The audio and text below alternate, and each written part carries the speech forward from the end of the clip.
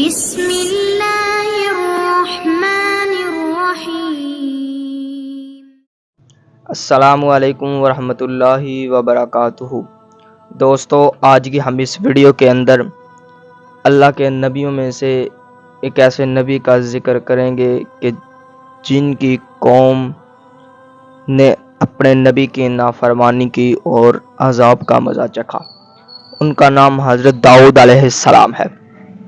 حضرت داؤد علیہ السلام کی قوم کا واقعہ ہفتے والے دن شکار کرنے کا قرآن مجید میں سورۃ الاعراف آیت 166-163 میں ذکر کیا ہے۔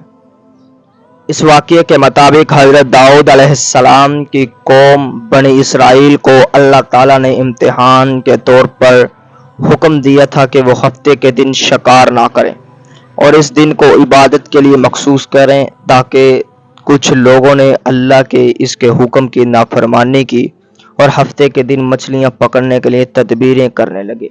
وہ جمعے کے دن جال لگا دیتے، اتوار کو انہیں نکال لیتے، لیکن عملی طور پر یہ ہفتے کے دن ہی شکار کرنا تھا۔ اللہ تعالیٰ نے ان کی نافرمانی کی سزا کے طور پر انہیں بندر بنا دیا۔ قرآن مجید میں اس واقعے کا ذکر یوں آتا ہے، اور ان سے اس بستی کا حال دریافت کرو جو سمندر کے کنارے واقع تھی۔